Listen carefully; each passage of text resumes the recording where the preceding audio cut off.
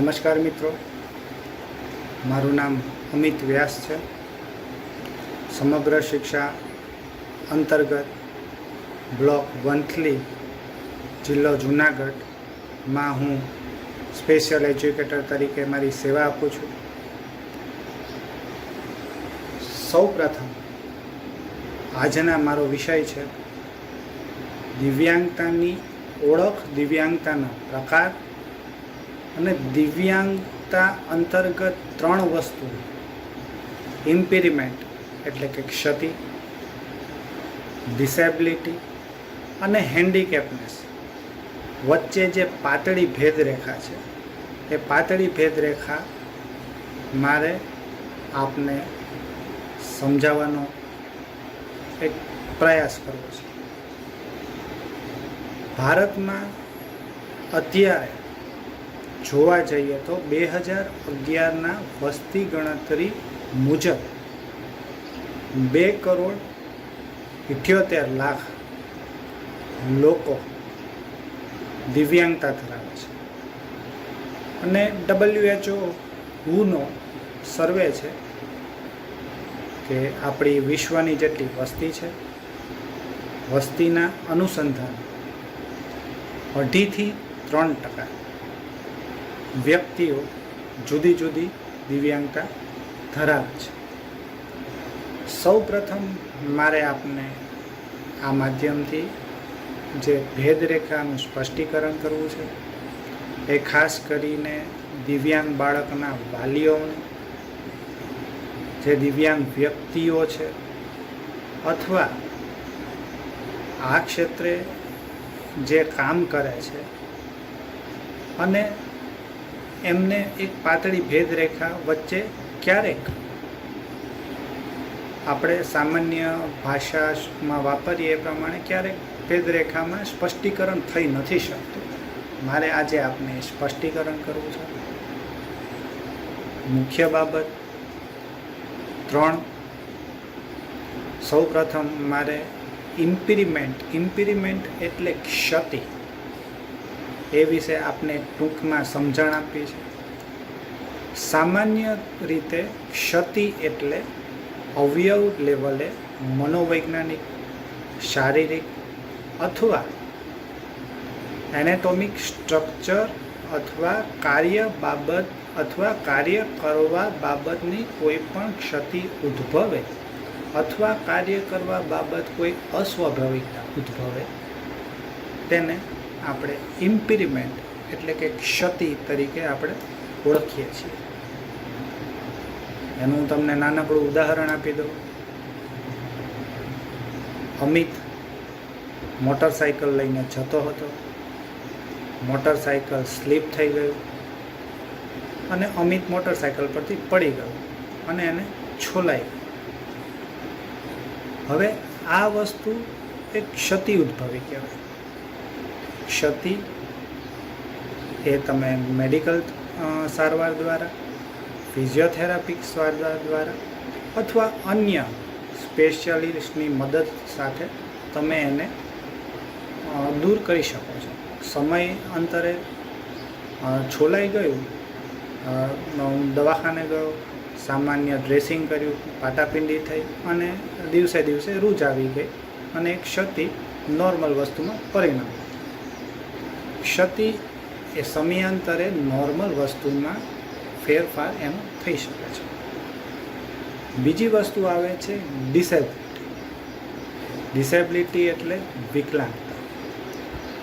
સામાન્ય રીતે વ્યક્તિગત કક્ષાએ સ્વાભાવિક રીતે કરી શકાય તેવી કોઈ પણ પ્રવૃત્તિ કરવા માટે અડચણરૂપ, બંધનરૂપ અથવા કોઈ ક્ષતિના કારણે ઊભા થયેલી શક્તિ, જે શારીરિક અથવા માનસિક, એ શક્તિનો અભાવ ઉત્પન્ન થાય તેને વિકલાંગતા કહેવાય છે.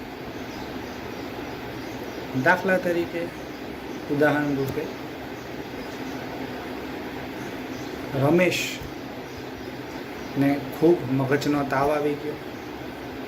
નાનો હતો ત્યારે ખૂબ તાવ આવી ગયો. તાવમાં એની આંખો જતી રહી, એણે આંખોમાં જોવાની શક્તિ ગુમાવી દીધી. આ એક જાતની ડિસેબિલિટી એટલે કે દિવ્યાંગતા ઉત્પન્ન થઈ ગયા. તો ઇમ્પેરમેન્ટ એટલે ક્ષતિ, ડિસેબિલિટી એટલે દિવ્યાંગતા. ત્રીજું આવે છે હેન્ડીકેપનેસ.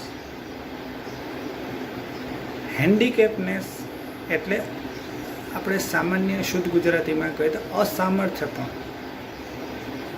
ક્ષતિના કારણે એટલે કે ઇમ્પેરમેન્ટ, ડિસેબિલિટી એટલે કે દિવ્યાંગતાના કારણે એક એવો ગેરલાભ ઉત્પન્ન થાય છે જે સામાન્ય માણસ કોઈ પણ ક્રિયા કરી શકે, એ ક્રિયા કરવા માટે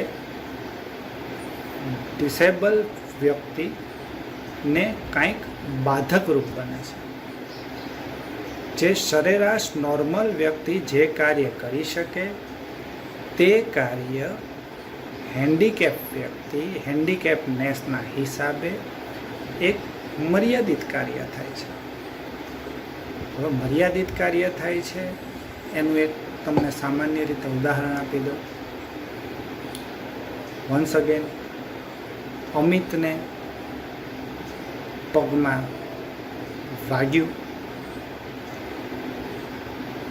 વાગ્યું, શુગર લેવલ કે અન્ય કોઈ પણ કારણોસર એ પાક્યું, પગમાં પાક થયો અને એણે પગનો એડી કપાવી.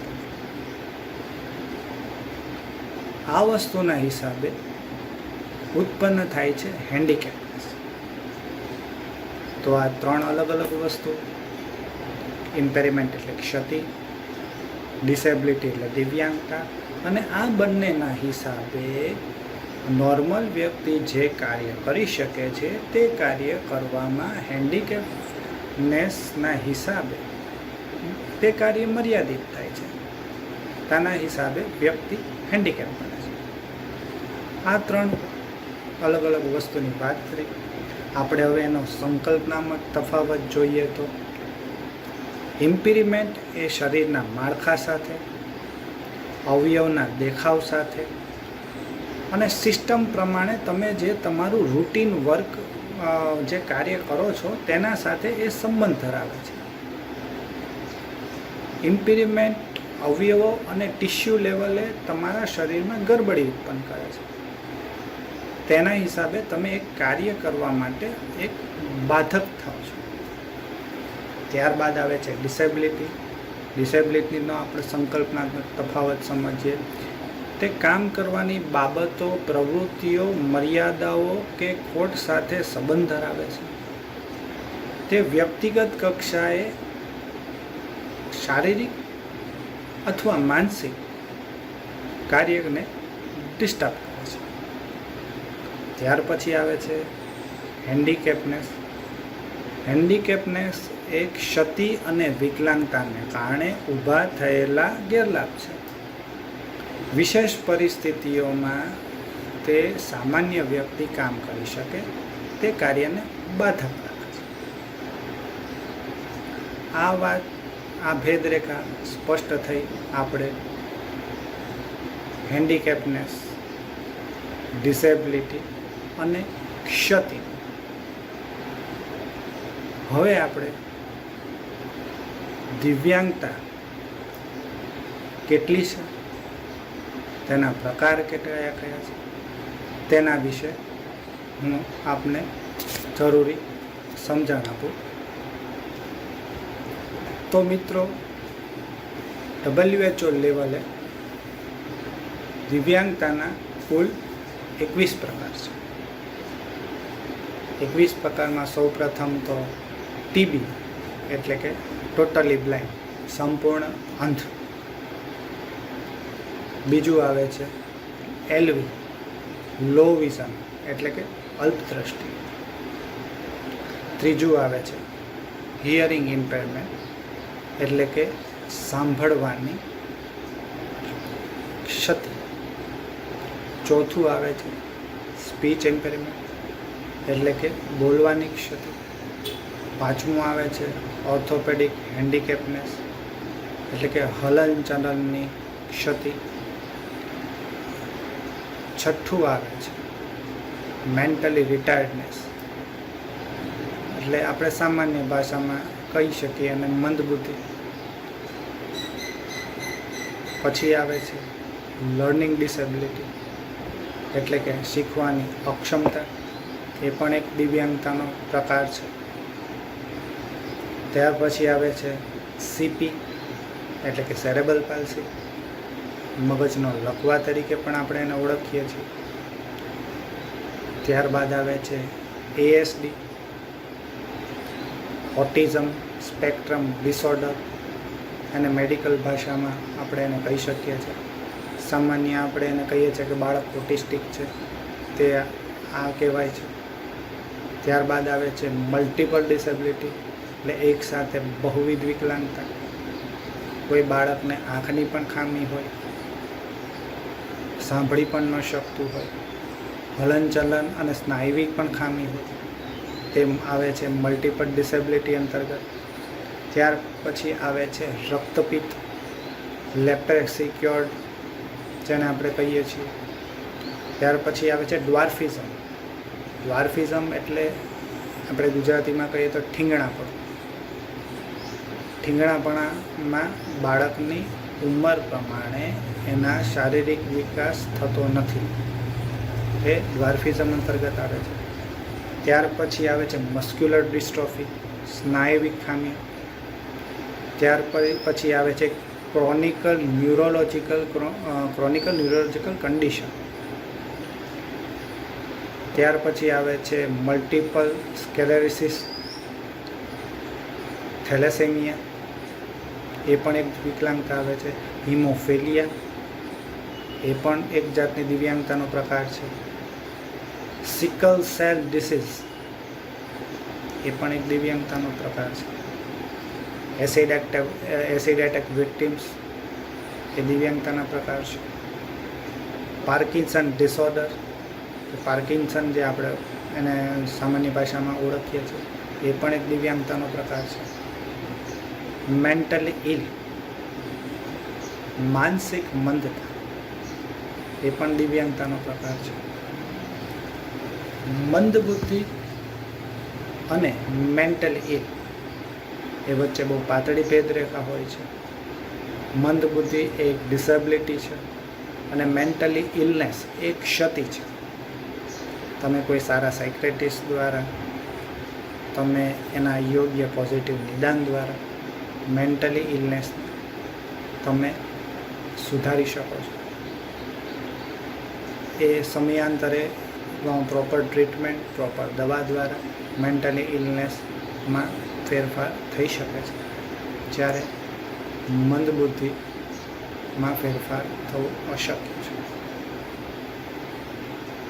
તો મિત્રો, આ પાતળી ભેદરેખા જે મારો આ નાનકડા પ્રયાસ દ્વારા આપને સમજાવવાનો એક પ્રયત્ન કર્યો છે,